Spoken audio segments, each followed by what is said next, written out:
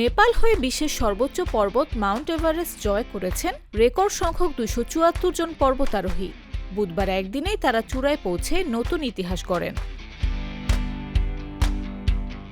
নেপালের পর্যটন বিভাগের কর্মকর্তা খিমলাল ঘটম্যান জানান, অনুকূল আবহাওয়ার সুযোগ নিয়ে ভোর ৩টা থেকে আরোহণ শুরু হয় এবং প্রায় ১১ ঘণ্টা ধরে অভিযান চলে। এর আগে ২০১৯ সালের ২২ মে নেপালের দক্ষিণ দিক দিয়ে ২২৩ জন আরোহী এভারেস্ট জয় করেছিলেন, যা এতদিন রেকর্ড ছিল।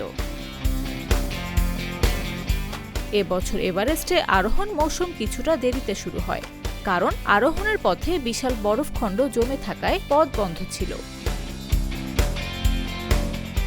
চীনের তিব্বত অংশের পথ এবছর বিদেশিদের জন্য বন্ধ থাকায় সব চাপ পড়েছে নেপাল রুটে। ফলে এবার প্রায় ৫০০ বিদেশি আরোহীকে অনুমতি দেওয়া হয়েছে, যা এটিও একটি রেকর্ড।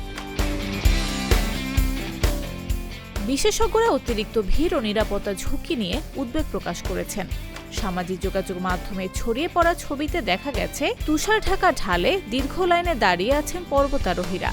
বিশেষ করে ৮,০০০ মিটারের উপরে থাকা ডেড জোনে ছিল সবচেয়ে বেশি ভিড়। এই উচ্চতায় বেশিরভাগ আরোহীকেই অতিরিক্ত অক্সিজেন ব্যবহার করতে হয়। বিশেষজ্ঞদের মতে এই এলাকায় ২০ ঘন্টার বেশি থাকা অত্যন্ত ঝুঁকিপূর্ণ। এদিকে অনুমতির ফি বাড়লেও এভারেস্টে আরোহণের আগ্রহ কমেনি। গত সেপ্টেম্বর থেকে অনুমতির ফি $১১,০০০ থেকে বাড়িয়ে $১৫,০০০ করা হয়েছে। অভিযান পরিচালনাকারীরা বলছেন, পর্যাপ্ত অক্সিজেন থাকলে ভিড় বড় সমস্যা নয়। এদিকে অভিজ্ঞ ও নতুন দুই ধরনের আরোহীরাই এবার এভারেস্ট জয় করেছেন। এর মধ্যে নেপালের বিখ্যাত গাইড কামি রিতা শেরপা ৩২তম বারের মতো এভারেস্ট জয় করে নিজেরই বিশ্ব রেকর্ড ভেঙেছেন।